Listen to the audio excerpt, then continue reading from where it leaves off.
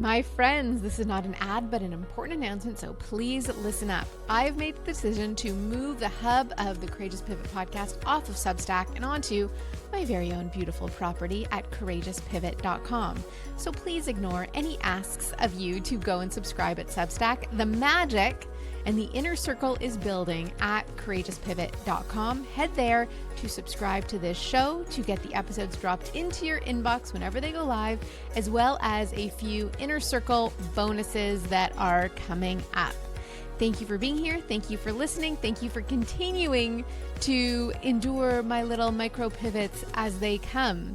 I appreciate you being here, and I hope you enjoy this episode. Hello, my friends, and welcome back to another episode of the Courageous Pivot podcast. I'm your host, Meghan Telpner, and I have another super fun, extra special guest for you to meet today. His name is Tiago Forte. Maybe you have heard of him because he has a best-selling book called Building a Second Brain. Most of the guests I've had on the show, I have some sort of personal relationship with. Tiago's no different. However, I don't know him super well personally, but we do regularly interact, and I'll explain how this came to be. Way back in 2016, I was a featured guest on the Smart Passive Income podcast by Pat Flynn. It was at the time one of the top entrepreneurship podcasts, and it was at a time when people were just starting to figure out, I guess not just starting, but it was becoming easier and easier to make a really good living and scale a business online in a more passive way. I was on there talking about how I was running the Academy of Culinary Nutrition certification program as a live cohort, meaning that everyone started together, finished together, you had assignments you had to do. It was effectively run as a live class, but online. And so we talked about it. Tiago heard that episode and used some of those concepts to inspire how he started running his own online course, Building a Second Brain. Now, I didn't know this, obviously, until a few years ago. I was at this dinner with my business group, my entrepreneurship group, and someone came up to me and said, "How do you know Tiago Forte?" And I said, "Oh, who's that? I don't know him." He said, "Oh, you're in his book."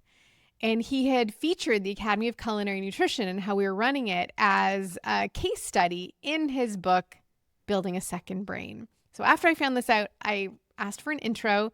We met. He was so generous with his time and then invited me into this course creators group that I was in for the last 3 or 4 years, full of like the big name course creators. These are the people who have online courses and also like Netflix documentaries and New York Times bestselling books. So through that, I have gotten to know him, the evolution of his work, the changes he's made, and also knowing that, he works primarily in technology, now in AI. However, what I love about him is that he has this beautiful warmth and this holistic view and this desire to use technology to actually make our day-to-day lives more full of joy, with more connection, more humanity.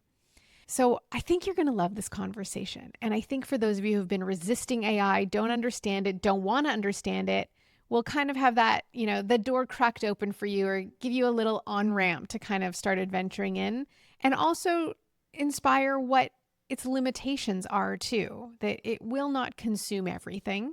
It will change a lot of things. And I wanted to have this conversation with Tiago for the Courageous Pivot podcast, because I do believe that the introduction of AI is the invitation, whether you want it or not, of a courageous pivot that our entire society is making in how it runs. Here is Tiago's official bio. Tiago Forte is one of the world's foremost experts on productivity and has taught thousands of people around the world how timeless principles and the latest technology can revolutionize their productivity, creativity, and personal effectiveness. He is the author of Building a Second Brain and the Para Method, and you can find out more at fortelabs.com. I think you're going to love this conversation. It twists and turns, and there's so much joy and wisdom and insight and practical solutions as well. So without further ado, meet my friend Tiago. Welcome, Tiago Forte, to the Courageous Pivot podcast. I'm so happy to have you here. I'm so happy to be here. Thanks for having me. I appreciate you so much taking the time. You're very busy right now. And it's also nice to chat in real time, because we've been in an online chat group together for, I don't know when, 2 years, 3 years, maybe? Something like that. Just before we both kind of changed course a little bit. Yeah. So Let's start with, I mean, you're basically the king of productivity and efficiency planning and figuring all that out. So before we get into what you're doing now, how did you get on this path of harnessing the power of technology to organize every aspect of life? Yeah, wow. Let's see. I think the clearest starting point was finishing the Peace Corps. I served in the Peace Corps from 2009 to 2011 in a very small town in eastern Ukraine. Going from that environment straight to Silicon Valley to start my first like professional job, that culture shock, that extreme culture difference was it was a culture shock. It was a wake up call. It was a slap in the face That's because I was interesting. just utterly unprepared. I was unprepared for the pace at which things move. I was unprepared for the volume of information that we had to handle. I was unprepared for the number of communication channels. That was the golden age of Slack, and now you had email as well as Slack. And I just looked around, thrashed around for a solution, and came upon this book, Getting Things Done by David Allen, and that was how it all began. That was my inception. What was your job? Just, it's very interesting because we have some really interesting parallels in our lives. But I'd gone to Africa in 2003, 2004, and then landed in advertising. And Huh. it was a similar feeling of like, what is happening? Like, I can't keep up with this. And I had like a physical health challenge took me down a different path. So what was the job you were doing in Silicon Valley? A chronic health condition is a huge part of my story too. Did you know that? I mean, I've been doing a little research, but I never know if everyone wants to talk about it, but we can talk about that Oh too. no, I'm very open. I'm very open about that. But what was your question? I missed it. What was the job you were doing? I was a junior analyst. I was the lowest possible rung on the ladder. I mean, it was the most entry level of entry level jobs for a French boutique consulting firm that was based in Paris, but had sort of an outpost in San Francisco. And so I was like the lowest position, lowest rung on the ladder in the smallest office, like just barely got my foot in the door. I remember at my first job, it was very similar. I was like 24 and I was asked to do all this manual data entry for a website. And I'd gone into my boss's office and was like, isn't there someone junior around here who can do this? Exactly. So Yeah. you read this book and then what? Oh my gosh, it's hard to overstate the impact this book had on me because it wasn't just that it was like, oh, here are some useful techniques. David Allen goes so far beyond that. What he's really presenting is a holistic, overarching framework that encompasses not just all knowledge work, but all information, all the information that you have exposure to, all your commitments and responsibilities, all your goals and intentions. I remember when it really dawned on me, I was like, I didn't even know you were allowed to make such a comprehensive framework like this.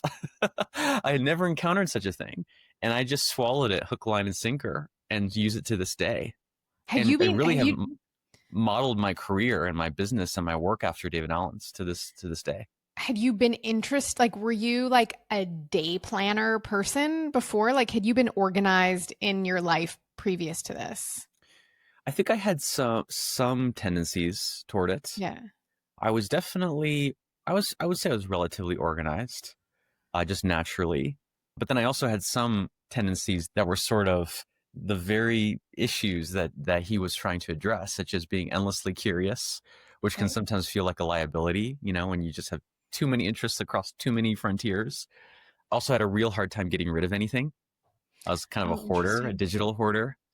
And so both the opportunities and the challenges that I saw in myself were ones that his philosophy was perfectly suited to.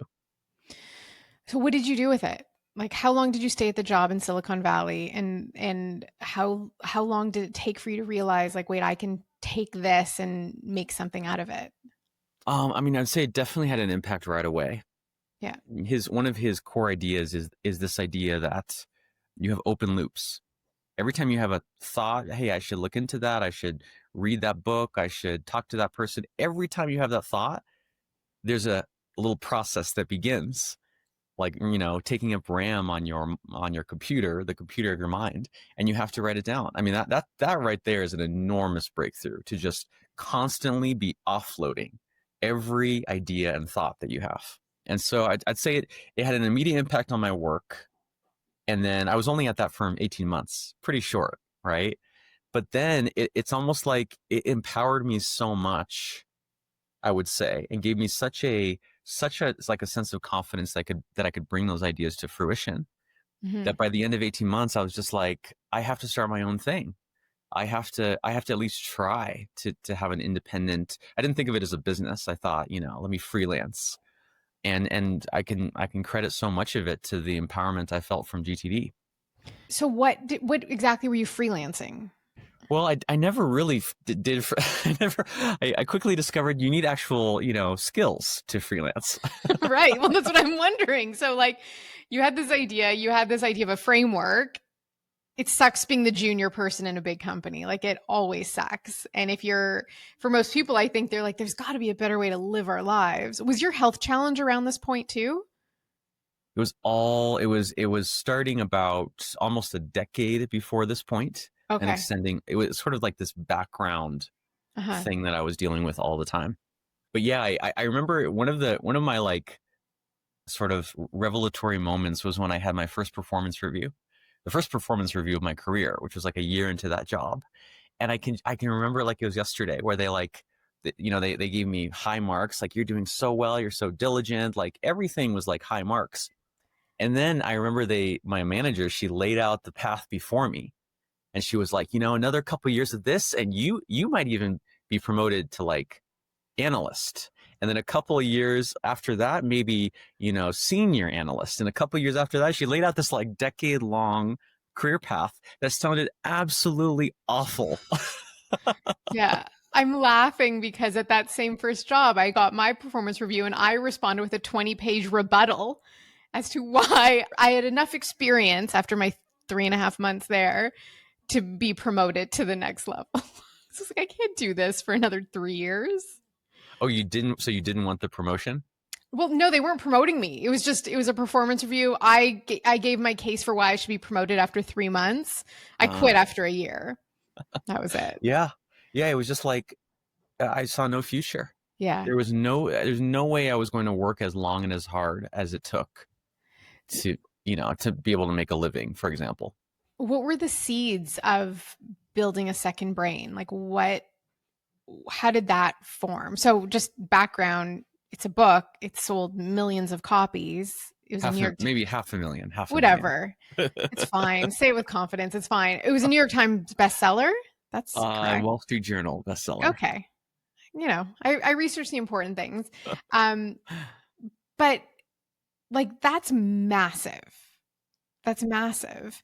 So what were the seeds that led to that? Yeah, that started much earlier, which about a decade before, which was when I was working. I was studying at San Diego State University. This was around 2007 or so. So maybe like half a decade earlier, I guess. And working at the Apple Store, which is kind of like my first job. And one day out of the blue, for no reason, with no clear cause, I started having what was at first just a little tickle, like, when you're starting to get a cold, like you just feel something in your throat, which then over a period of months turned into a just debilitating, like, numbness and pain in one side of my throat, on the right side of my throat, like right here, for those who can see on video.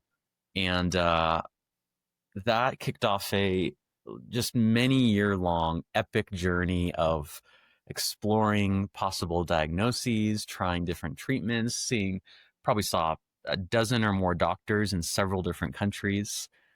So how that relates to building a second brain is, I was in college, which is kind of like my first situation that I was overwhelmed with information, right? You're in college and you have, like 6 or 7 different classes and like extracurricular things, and you're starting to think about jobs. It's just like way too much. And right at that moment of peak information exposure, I started taking a medication just to try to, deal with my condition. And one of the side effects of that medication was like severe short-term memory loss. I just Mm. started being able to completely not remember what had happened in the previous days and weeks. And so I had to offload everything. Like I was like the guy in Memento, like the movie. Like as a matter of survival, like if I don't write this down, what's happening today, I will literally not remember it tomorrow. So I was forced to become a hardcore note taker.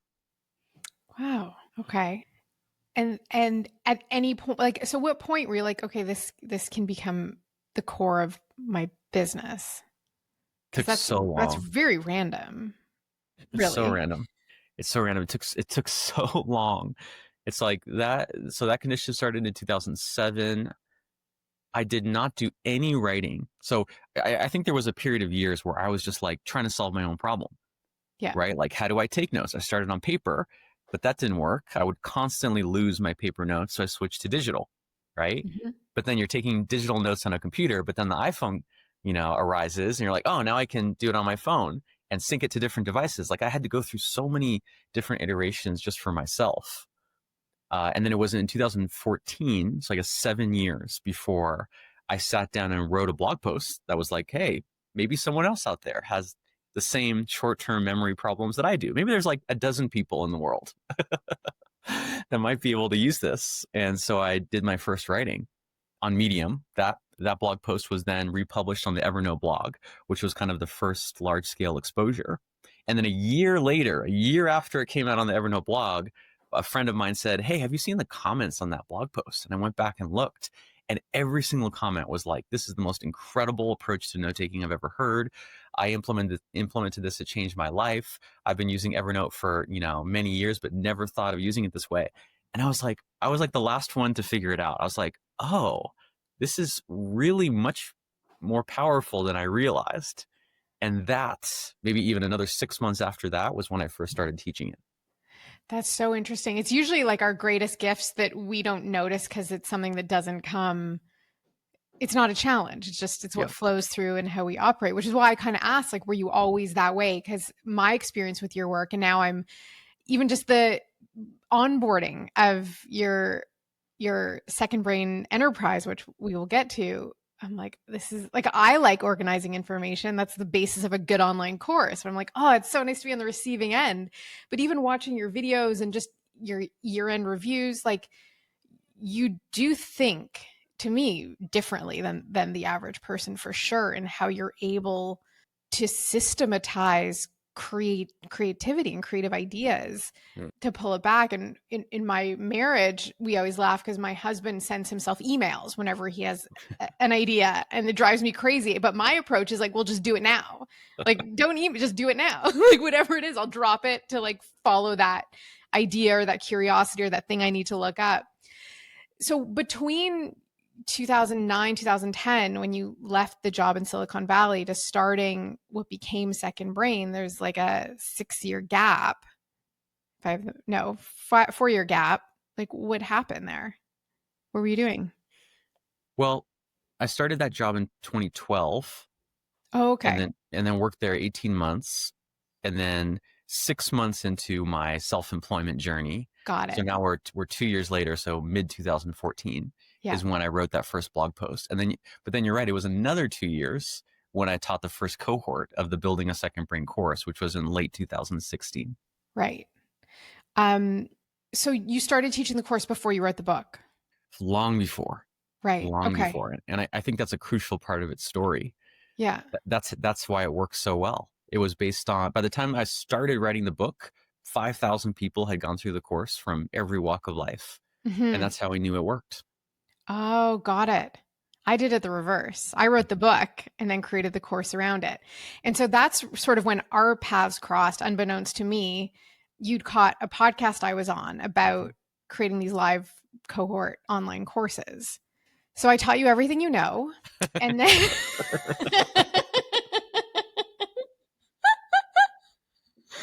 so what was it like when you started, so now you had a business? Like, from something that came out of your own imagination, you had created a source of your livelihood, which I think is one of those powerful things around entrepreneurship, is that from like a remote little crazy niche idea, you can build the life you live.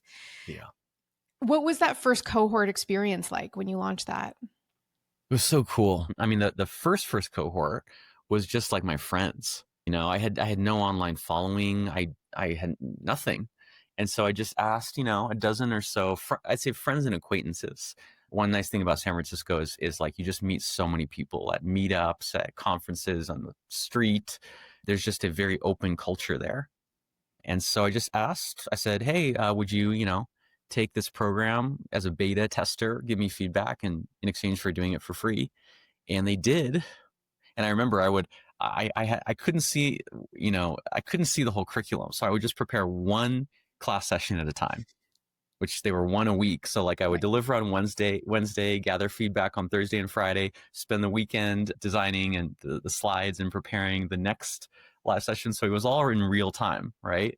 Yep. And what I found is, and these were like serious, designers, software engineers, like project managers, serious people with strong careers. And they found it mind blowing. I would say they would find it at the least very, very helpful, which then gave me the confidence to run my first paid cohort, where I charged, I think, $500, which felt like an astronomical sum at the time. And that, what you like, explain what the whole concept of building a second brain is. Like, what is it you were teaching people how to do? Yeah, it's funny because the answer to that question has evolved. Yes. In the very early days, it was literally just like how to use Evernote a little better. That was the framing, because Evernote was so popular. It was practically the default digital note-taking app at the time. Yeah. And so I had a lot of users, and I just thought I had a better way of using it, a better way of organizing it, better way of connecting notes together, a better way of summarizing and distilling those notes, just a few little tips. But then I think this was where the influence of GTD was so important, because I saw, you can get a collection of tips and tricks, and there may be a way to turn it into something more holistic, something more like a framework, something more like a methodology. And I was constantly looking for that. And actually, it wasn't until I started writing the book. This is why book writing is so helpful, because you take in the whole thing at once in a way that you don't in a course. I remember almost the last insight that I had in writing the book, like right before the manuscript was finished, was code. This 4-part framework, CODE. It just like emerged one day. I was like writing on a poster in our bedroom in Mexico City, and in our extra bedroom, that was our office. And I was like, it's almost as if you do like capture, organize, distill, and then express. And then I saw that spelled code, and I was like, whoa, that's it. And that was the framework. We are taking a brief little pause here because I want to share with you a course I created just for you and just for the courageous pivot process. It is called Rise and Shine, a guided approach to heart-led living and leadership. In this course, I go through a very simple strategy, practical tool to help you learn how to tune into your heart, but not just tune into your heart, how to learn to trust the guidance that you receive. This is about understanding the local intuition, the recognition, remembering what it is you already know, and being able to continually build on the evidence to trust the guidepost that is within each and every one of us. I want you to head over to courageouspivot.com. You can scroll down there and you'll find a link to the course Rise and Shine, along with a 30% discount. The course is built to take you about 4 weeks to go through. There's 5, 10, and 15-minute meditations included with it. There are beautifully designed slides to go with the presentation material. There's audio-only options for the course. You can listen while you're folding laundry or going for a walk in the park or painting a picture or crocheting a sweater or baking cookies. For me, maybe even. Who knows? I've received cookies in the mail before. Rise and Shine is a wonderful bridge to bring you into this work in a way that is really, really accessible and profoundly powerful and effective. Head over to courageouspivot.com, scroll down, you'll see the link to Rise and Shine. There's a little trailer video that tells you all about it. Register and get instant access and get started today. Your life is waiting, and let me tell you, what is on the other side of the path of the heart is love and joy and freedom like you've never experienced before.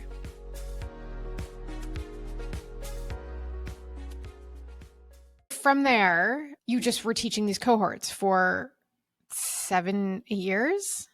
Yeah, that was for years. That was my life, practically, just one cohort after another. I never even really, I didn't think more than one cohort in advance. It was just one after the other. And from late 2016 to, well, by the time the book came out in 2022, I did, I think, about 12 or 14 cohorts. So it's interesting to me that after the book came out and was a very successful book, a year later, you stopped the live cohorts. Yeah. So we both stopped our live cohorts the same year. Sure. My experience was that I could see the end coming for not just online courses delivered in that way, the value, what you're able to charge for what those courses were. And I didn't want to, and also AI was coming into the mainstream, and AI was going to kill the curriculum of my course. There was nothing, someone could finish that course in 5 minutes. What took 14 weeks. What was it for you that made you think, okay, like this course has been successful. I've now written a book that was successful. I'm known for this. Let's pivot. So many things, everything you mentioned, and even other things. It was like external forces. Yeah. The rise of the category of cohort-based courses, like from when I started, where that was an unheard of format. Maybe like Marie Forleo did it a bit. Seth Godin had done it a bit with Alt MBA, like a couple people, to a few years later, it was a huge wave. So way more competition. But then also like the pandemic ending. So right as all these competitors are coming in, people's interest and enthusiasm and willingness and budgets to sign up for them is collapsing at the same time, right? To just personal internal factors, just being tired. By that time I'd taught 18 cohorts, and it's one thing to teach something that is growing or at least stable, but when every launch is smaller than the one before, it's very hard to remain passionate and enthusiastic. Yeah. To also the fact that the book was coming out, it almost meant that I had an excuse. There was a way to continue deriving value from all that intellectual property that didn't involve on my personal delivery. Right. All those things combined, it was really in kind of an inevitable, overwhelming amount of evidence. So was there any internal resistance to be like, I have a formula, it works? Like, you had nailed down the data in terms of like leads and conversions and investment. And like, you really doubled down on that from what I saw in the group that we were in. Was there resistance or like the sunk cost fallacy being like, can I really walk away from this at this point? Oh my gosh, so much. It took me months. It takes me generally, as we've found in this conversation, like a couple of years per per like realization. And I just spent months because I mean, one thing was by that time we had built a team. We had maybe 8 to 10 full-time equivalents, which then meant there was a lot of, payroll spending, a lot of overhead, a lot of ego and reputation, so much ego and reputation caught up in it. And at the point where I decided to stop the cohorts, 95% of our revenue came from those cohorts. Yeah. So it was like it felt like pulling the plug on the entire business. And it took me really 2 years to like equalize the spending and income, right? It's like I had to spend like a good 18 months or 2 years, like continuously cutting expenses and finding every way to try to make new money to replace it. And it took like probably around 18 months for those lines to cross and for us to become profitable again. Were you ever terrified? Like, what if this doesn't work? Oh, yeah. And in a way, my fears came true. How do you mean? I didn't, the worst fears didn't, bankruptcy, I guess would be the worst one. But I had to let go of almost the entire team. Yeah. had to make all kinds of sacrifices in spending, had to, there was some painful, like we had invested, like I really thought, so part of this walking back is the delta between my expectations and the reality. Like I had just seen my income for the business just take off almost exponentially. So of course, what do? Is you just like extend that line and you go like, oh, this is how startups work, right? It just, that line keeps going. Yeah. And in retrospect now, it's just like there's a line and then there was a gigantic roller coaster and then it came down, not all the way to where it was before, but it was almost a one-time windfall. And I wish I would have made so many different decisions if I had seen in retrospect what that curve was going to look like. Mm-hmm. It's hard. I mean, I knew it was coming, and I started a secondary project that was going to be an equal or greater income stream. And ultimately it wasn't really what I wanted to do. It was an option and it was a solution, but it wasn't in my heart. And I got out a little bit before I got all the way back to where I started in terms of like the company itself. I'd managed the finances wisely, so that wasn't a factor. But so was there a specific conversation or person or that made you think like, okay, I can offer something different now? Honestly, it's taken me a long time to answer that question, and I'm kind of still trying to answer it. Yeah. Yeah, that's the question. What is the unique value I can provide? Yeah. What is the role that I can play that no one else can play? What is the advantage or the credibility or the alpha or the rare expertise and knowledge? I mean, for especially for a creator type business, everything is based on that, right? And my answer now is AI, although I'm still trying to figure out, because like everyone is plowing into AI right and left. So I'm trying to figure out exactly what my role is. But in retrospect, AI was the thing that ate the field I had been working in. Yeah. Whether you call it productivity or note taking or knowledge management, it just like ate it, right? Yeah. How did you see that come? Did you see that how that could devour what you'd built? Like, Oh yeah. Oh yeah, it's completely it's completely disrupted it. It's like night yeah. and day. I mean, in some ways, that field or that combination of fields that I was working on has been the first victim. It's Yeah. the first snack that AI came for was Yeah. like, you could even include, content creation, online education, productivity, note taking. That was the first target to go, which is funny. That made me sort of the first kind of victim of AI in a way, but it also means that it's almost like I've had time to recover. I was early to the impact that is Yeah. now hitting everyone else. I mean, there's lots of things I love about you and how you operate in the world. And I think it's so interesting because when I'd sent out the email a few months back about Second Brain Enterprise, and I'd put it in first as just an item because I loved the videos you were sharing, and most people just clicked on it and whatever, but there was a few nasty emails we get that I think are, one was about like the energy usage. I'm like, well, how much energy was used for you to send me this nasty email?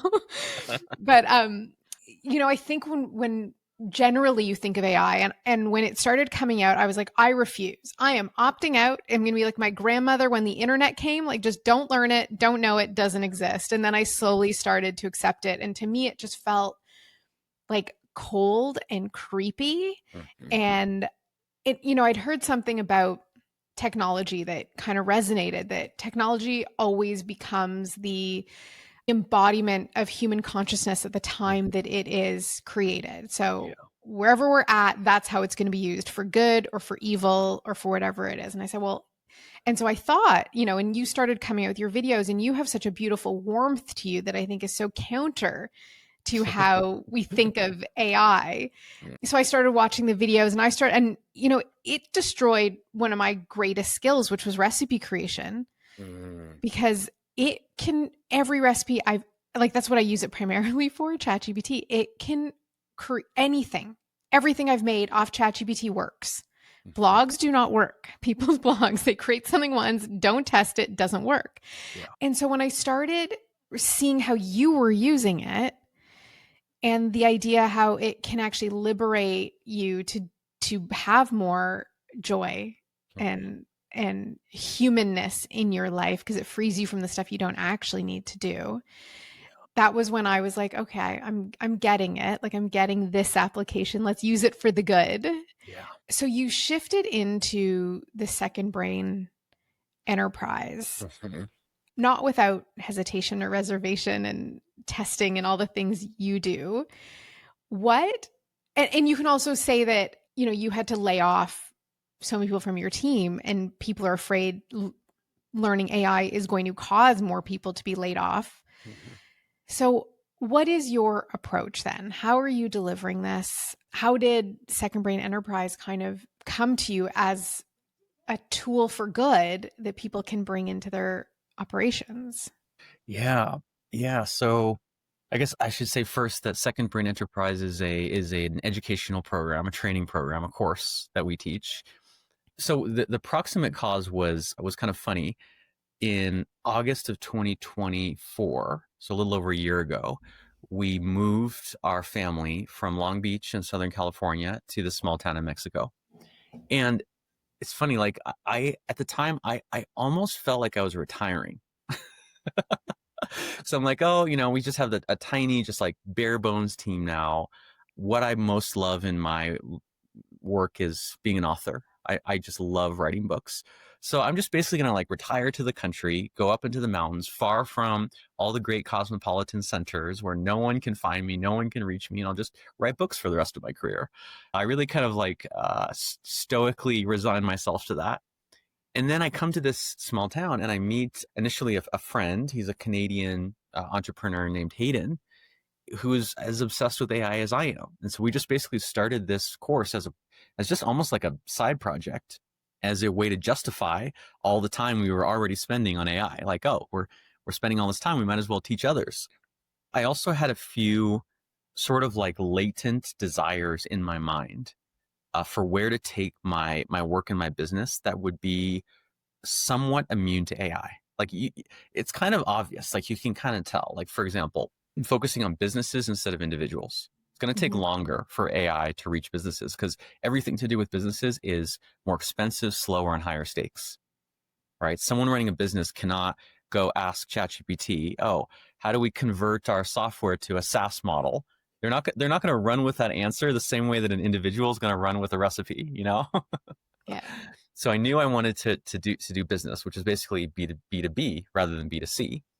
Also, like high end and interactive programs are just obviously harder for AI to tackle. Things where you're coaching, giving feedback, asking questions, working through real problems. And I kind of already had that with the cohort based model, so it was just like bringing that back. And then I think a third thing was platform agnostic systems. What? Like what's that? What does that mean? So like so much of what is happening in AI, it's like a trick for ChatGPT, a trick Right. for Claude, a trick for Gemini. Whereas I think we're far enough along now. There's starting to be like systems or methods or frameworks such as the master prompt method, which is ours, that Yep. work on all of them, Mhm. which is like such a powerful shift. Because once you're just platform agnostic, you can go to any LLM, any AI platform you want. You're free. You're not at the whims of, oh, what's the most advanced model or what's the pricing tiers or like, oh, is AWS out today? And can I not? It's just, you're freed from all of that and you're free to turn to whatever LLM, fits the current situation. So I think I was sort of primed with those three criteria or those three constraints. And so talking to Hayden, it just became very obvious the kind of program that we needed to create. Were you shocked that how the demand? Oh yeah. It's been mind-blowing. I mean, we're about to start in a week the third cohort. Each cohort has had 50 companies. So in just the span of, I think we started in May, so May to October, what is that, 5 months? It'll be 6 months by the time the third cohort is over, but we'll have worked with over 150 companies, probably 300, specific individuals. And I think what this speaks to is a couple things. First, small and medium businesses are kind of out in the cold right now. Yeah. right? Like if you're a gigantic Fortune 500 company, you hire Accenture or whatever, right? If you're a solopreneur or a creator, ChatGPT is all you need. But in the middle, there's this middle that they're too big to simply just chat with an LLM, but too small to, hire a consulting firm. That's really who we're serving. And if you look at the economy, at least 50% of the economy is small businesses, right? Yeah. So I've heard you talk about how individuals can use AI to replace maybe partially things like business coaches. Mhm. Um, Nutritionists can be replaced, which is what we do. You can upload your blood work and get a full protocol. Um, who is immune to this? Aside from like the plumbers, electricians, I mean, even artists, unless you're doing 3-dimensional art, like where are we going? Like when I hear that like AI is taking over humanity, I'm like, no, can't be. Yeah, I think one way to think of it that maybe is hopeful is the the the top tier of every field, for now at least, is safe, right? Like AI is sort of like, you could say, 80th percentile in anything, like 80th to 90th percentile, let's say, Mm-hmm. in as a business coach, as a therapist, as a strategist, as an analyst, as a chef, in every field. So that's still pretty huge. The bottom 80 to 90% of every field that deals with information and knowledge is at risk. But I mean, I think we all just have to just grapple with that reality, Yeah. you know? I remember I worked in interactive for Web 2.0. I think I started around 2003, 2004. And there was like, it's taking over, it's going to take all the jobs. And like, it didn't. It changed them and it changed what we could do. Mhm. It's the resistance that I think is the challenge that we're experiencing, especially small and medium-sized businesses who want to just keep operating as they were, and it's not an option. Yeah. So if we Oh, look yeah. at, like, I sort of think of AI, and I mentioned this before we started, like it's the courageous pivot for society, Mhm. that it's like what we resist persists Mhm. and evolve or die. Mhm. So what can people do? Like you're teaching B2B. Mhm. What if someone's at one of those 150 businesses now that have taken your program and like, oh no, I'm screwed. Like my boss, my operations director is doing this, and I'm the data entry person at this company. Like, what happens? Solve this problem for the world. Yeah, I mean, first of all, I think it's important to not sugarcoat it. Like, Hmm. I'm not such a blind optimist that I'm like, oh no, this is for the good. This is just purely positive, upside, and we just need to go along with it. Like, it's going to be a just unbelievable amount of turmoil and unwanted change, and many people will lose jobs. Not all of those people will regain other jobs or regain a job that is just as good or better. I mean, there's just look at history. I mean, there's no guarantee that any of that is going to be positive. I do think there's a positive aspect to it, or there are opportunities that are opening, namely to upskill. I mean, Hmm. it's a golden age of upskilling. You can, alongside ChatGPT, learn any skill you want in a way that was never possible before. But I do think, speaking to what you said about the resistance, never before has so much of society been asked to embrace such a radical pivot in so short a time. I Yeah. think I can say that without qualification. Like, shifts like this used to be drawn out like the Industrial Revolution over like half a dozen generations. You used to be able to spend your entire career in one paradigm, right? In one economic paradigm. Now there's a new paradigm every couple of years. So, I mean, this is what's fueling my interest in personal development and personal growth. That's what my next book is on. My next book coming out in about a year has nothing to do with AI. It's like all the skills and the personal qualities that existed long before AI and become much more important in the age of AI, which are ones that help you adapt and change. Yeah. Resilience is, I think, the only way we move forward is building that skill. And we were talking before about your children. You're living in the mountains of Mexico and they're in a forest school. How how are you navigating this? How old are your children, if you don't mind sharing? They're about to, one just turned 5 and the other one is about to turn 3. Okay. So how are you planning? I assume they're not, chat GPTing like what to, what to wear for the weather that day. Like, how are you navigating this or planning to navigate this with your children? Yeah, that's really where the rubber meets the road, right? Yeah. It's like, don't ask people what they think, ask them how they're raising their children. That's the real answer. So I think my wife and I have a philosophy of um, giving them a foundation of these timeless, you could call them, it's really a collection of like values, principles, experiences, and skills, let's say, that will be or should be valuable, whatever direction the future takes. Like what? Um, so I think it's things like the timeless, character traits, things like, I mean, if we start really fundamentally, exposure to nature, I think is actually a big one.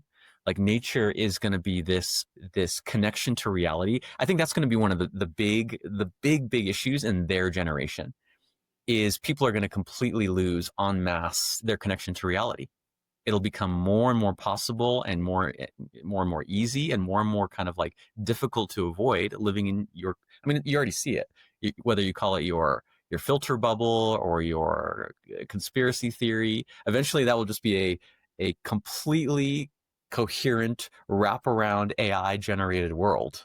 Yeah. And nature is going to be one of the few things that we can return to remember who we are. But also things like diversity of experience, being raised with an American Filipino dad and a Brazilian mom was one of the older I get, the more I think having access to that kind of like dual reality of those two cultures was one of the most important things that ever happened to me. Your It was family, everyone's in the arts but you. Is that right? pretty much, pretty much. Do they know what you do? Do they understand? No, they can never explain it. No. So you've got your kids out in nature. What are the parameters? Do you use AI in front of them? Do you like talk to chat? I hate that chat GPT voice, all versions of it. It just gives me the willies. Do you talk to that voice in front of them? Do they hear it? Yeah, a little bit. They'll say, the older one will say like, ask ChatGPT. Yeah. And what questions do you like? So we have an 8-year-old who can read and take books off his shelf, and like he's fully capable of doing all that. And for us, it's always the difference of he's asking a question. If it's not in one of his books, like at what point do you let them ask AI versus figure it out or go not knowing? Yeah, interesting. So our 5-year-old is immensely curious, like just like I was as a kid, just wants to know everything about everything all the Yeah. time. And I would say we turn to all manner of solutions. We Google a lot of things. We Hmm. look up a lot of YouTube videos. Like his default thing is he always wants to know how things are made.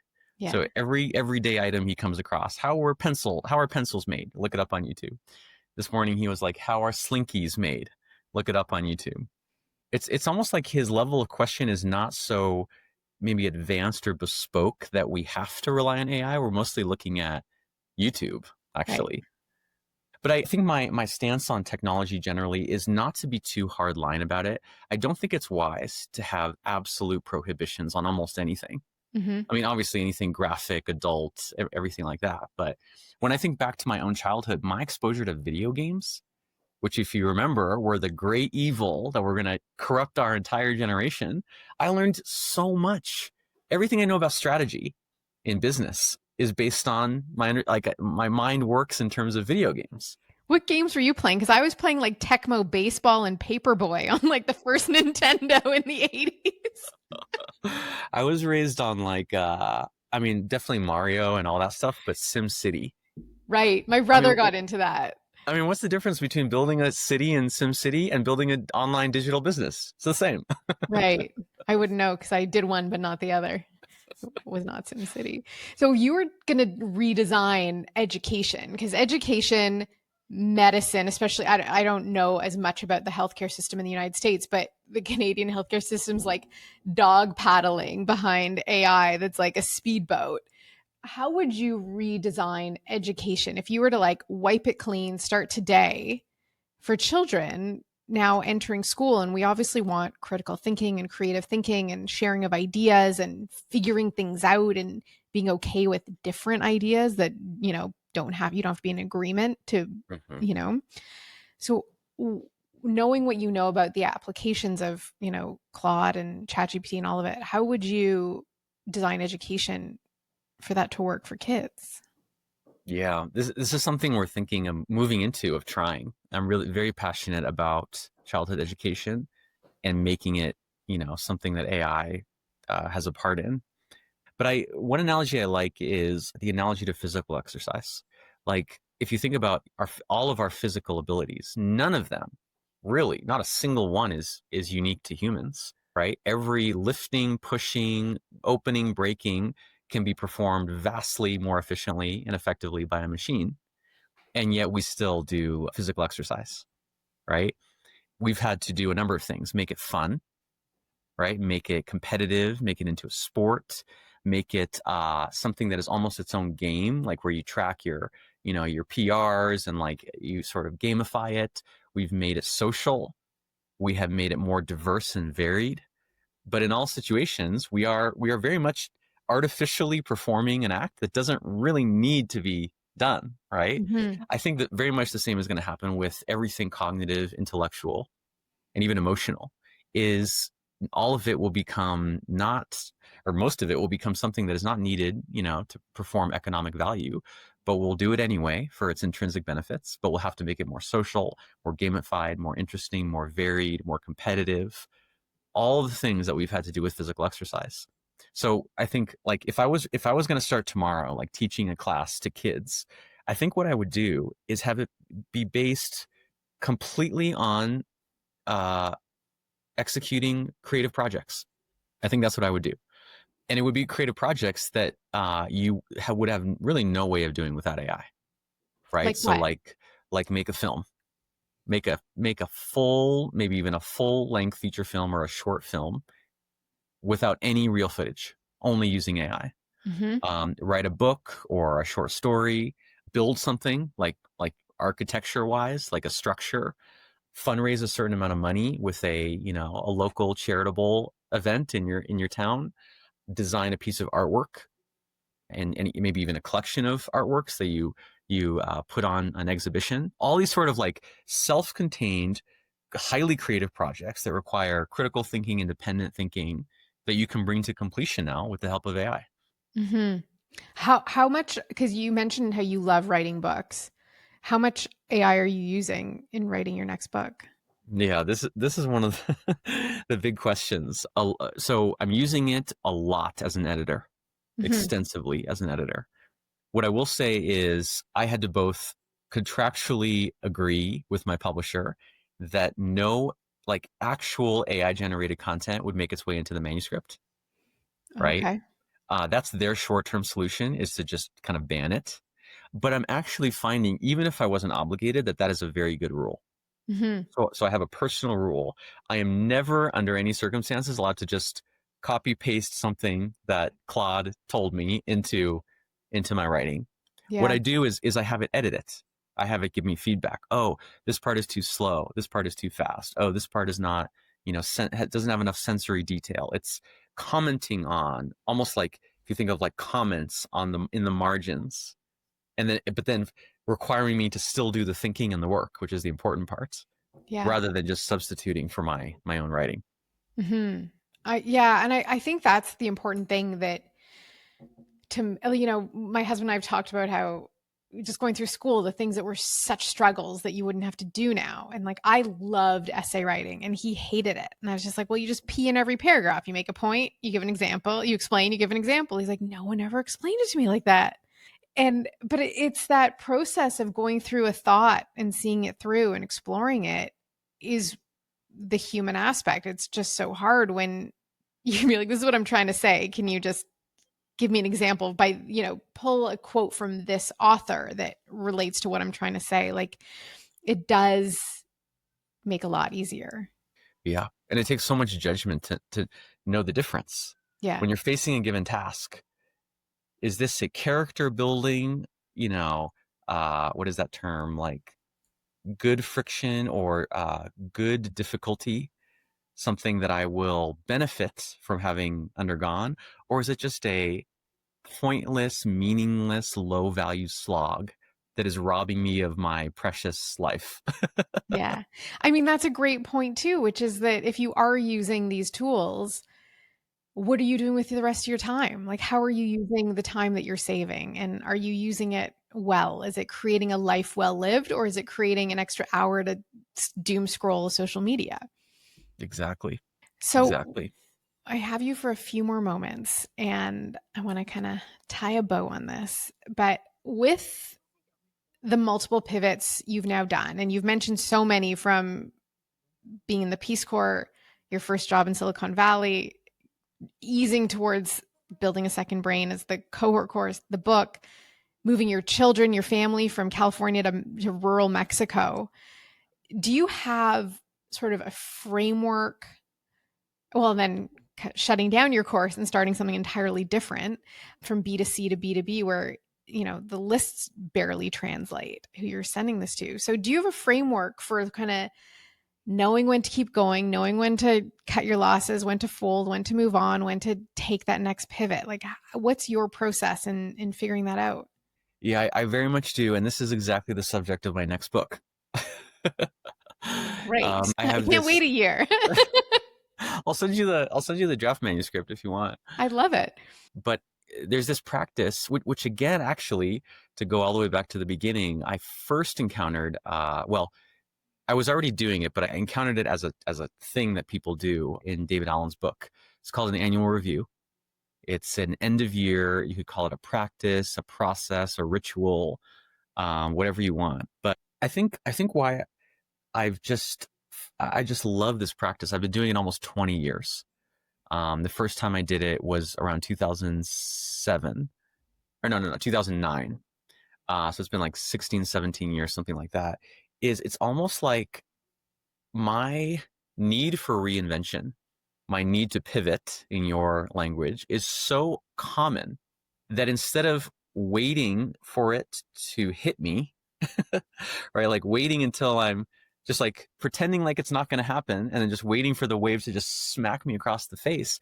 I think that over time, I've just concluded I should just purposefully, around once a year, sit down and kind of, it sounds dramatic, but kind of reinvent myself or reinvent my business.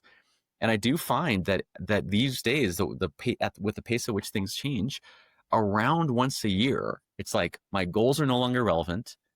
My projects have either concluded or are no longer relevant. Even like my intention, even like my core motivation Mm-hmm. almost seems to like expire like at the end of every year. so, When so you I have to find a new one. when you say no longer relevant, do you mean no longer relevant in the world or no longer relevant to you? Like they don't matter as much? One or the other or both. Okay. I look at those questions separately. Mm-hmm.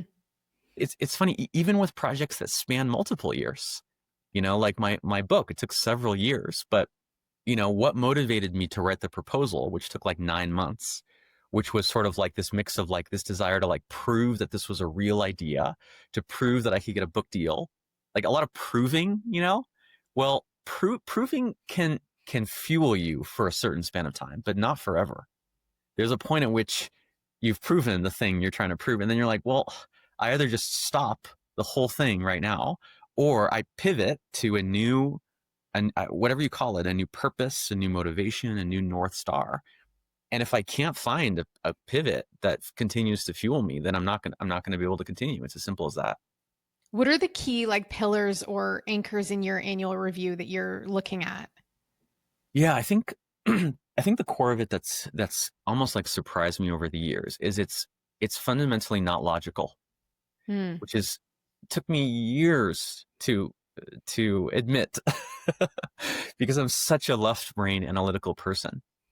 But I just found through trial and error, every time I came up with a new mission and a set of goals that was rooted in logic, it failed like clockwork.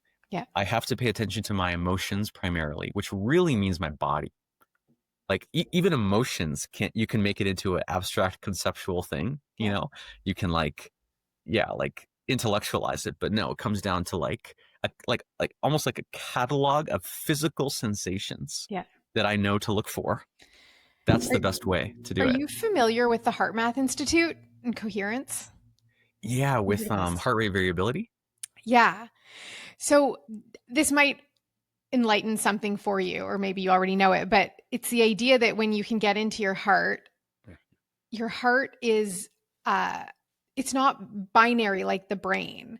Like your brain is always like the right brain, left brain, balance and ego and all of it. But if you get into the heart, it's just it's pure, it's one way, it's what's Right, real, right, it's right. what's in your body, what's in your, whether it's you think of your intuition or instinct or the download from the universe of what you need to bring to the world. But as soon as it comes into the brain, the logic side, it's like it's this battle of weighing the pros and cons, which is never really a reflection of what's needed now. Exactly. I wasn't familiar with that, but that's exactly what I've arrived at. Hmm. So do you meditate regularly? Like, how do you tune into that? I do. Yeah. I would say I have a series of, I mean, just like self-care practices, but I do find that at the end of the year, which is typically when I do my annual review, I have to adopt a new routine. Mm, And I talk about this in the book. I have to eat different foods. Like if you think about, you could call them unhealthy foods, or just another way of saying that is foods that numb your sensitivity, which right. is junk food, processed food, sugary food, stimulating food, all the things you're not supposed to have, right? Um, and I find I can't eat those things. Otherwise, I lose touch with myself. And sometimes I even fast for short periods. I'll fast, which is funny because like I'm not religious, but religions that's gone back millennia. They have Yeah. known forever that if you Yeah. want to get in touch with God in their language, you have to fast. That's you know. And I meditate more, spend a lot more time in nature, a lot less time with technology. I have to adopt a different set of routines to become more sensitive because those bodily and emotional signals are subtle. They don't, it's not a pop up on your screen. It's just a little, it's the hair standing up on your arm. It's a little flutter behind your ears. It's like the bottoms of your feet tingling, these subtle things. Yeah, that's the language that every guest, no matter what their background is, whether they're like an ICU ER doctor or the meditator out in Joshua Tree Desert, is like it's the whisper that comes, Yeah. and over time you just gain confidence in trusting that it's real and true and powerful Yeah. beyond what we can reason or rationalize most of the time. Yeah. Do you think you've Yeah. gotten to a place where these practices like empower you to make decisions from a courageous place instead of from a desperate, like, oh no, what have I done? Oh yeah. Hmm. Oh my gosh. Yeah, I think those heart-centered somatic feelings are the source of things like conviction. Like you can't really. It's like things like conviction, determination. Determination, true determination can't be based on just a logical calculus because the logical calculus could change in a second, right? It's something deeper than that. It's something that is rooted in who you are, your being, your identity, your soul.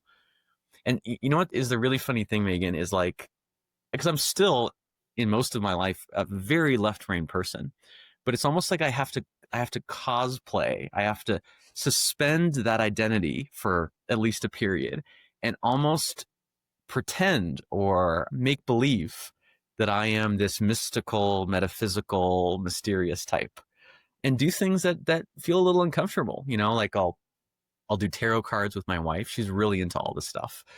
She has like this moon ritual that she does every couple of weeks. I'll like do that with her. I'll go and do all sorts of mystical things that the left side of my brain is being like, this is crazy. This makes no sense. This has no justification. But there's truth there. There's Yeah. truth and there's insight in those places. I think it's interesting because I mean I don't know you very well, but I've witnessed your work. We've had a few conversations, and I see you as a very right brain, um, tuned in human, which I think is, why I was attracted to the way you're teaching what you're teaching. And I think that being in North America, we value logic above all else. And it's very easy for a lot of people who are truly creative souls. It's a safer place to exist in the logic side because there's a right and a wrong and quantities and quality, it's very quantifiable. When it gets into the esoteric side, there's a lot more gray area that can be really scary. There is no clear path or right or wrong. It's, where the moon is in the sky might be all you need to know, but we're not raised in that tradition typically. No. Yeah. Thank you for saying that. I feel like my journey and therefore my mission has been just like getting the two sides of the brain to like meet each other. Mm-hmm. Because they both have so much to offer. And I think like on a societal level, we're just funneled into one or the other. Oh, you're a smart person. You go over here. You study math, you study science, those things. Oh, you are creative. You go over here, you become a dancer, singer. And then we like rarely have a chance to shift into the opposite identity. Yeah. But both, I feel like vice versa too. I lived for years in the San Francisco Bay Area, and I knew a lot of people and I loved them who were like way into the esoteric stuff. They're going on vision quests and they're like, like spirit guides and all these things. And I would often be like, if you were just like slightly more organized. I see that too. It's like I get terrified of what people's inboxes look like. If you ever filed an email. I mean, think what they could bring to the world. Yes. Like I know teachers that I'm just like, you would save lives if you could find a way to just like distribute this. Yeah. Say using digital platforms. Which is why I think your work is such a gift. The second brain work and what you're doing with enterprise is that it gives a direction that is so doable for everybody. Like, I'm not good at forms, or I'm not good at this, or I'm not good with numbers. Like, people have this programming and this conditioning. But, I believe in the path that I've been on is that the world needs everyone in alignment, bringing to the world what only they can in the most powerful way they can. Yeah. So last question is, what question do you wish most people or more people would ask about navigating change for themselves? Most people approach it with fear, right? So what could or should people be asking as we're all, society-wide navigating? I'd like to say it's the biggest transition we'll have in our generation, but who knows? But we're in amongst a big one. Yeah. Oh man, what a great question.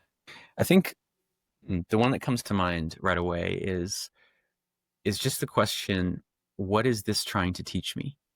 And that's, as I say that, I think this is my biggest problem with AI critics. Just as an example, I don't mind be a critic. We need lots and lots of very harsh critics, right? Let's not walk into this, naively. But I just wonder if you are sitting back in, say, judgment and you're saying AI is wrong, AI is bad. My main fear is that you're just not open to learning. Like, it could be 99% bad, but it's 1% good and has 1% to teach you. And if you're sitting in an attitude of condemnation, then you're typically closed to learning. Right. And that works with anything that's happening, no matter how great a tragedy or how heartbreaking it is, has at least 1%, probably more, to teach you. Mm-hmm. That's a beautiful way to look at it. That's great advice. Wonderful wisdom.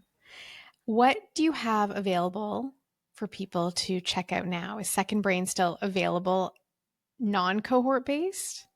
Yes, we have a course. It's called Building a Second Brain Foundation. That is the flagship course. It's completely self-paced. There's the book, the Building a Second Brain book. We have a Building a Second Brain membership, all the usual suspects. Yeah. Which they can find on my website easily.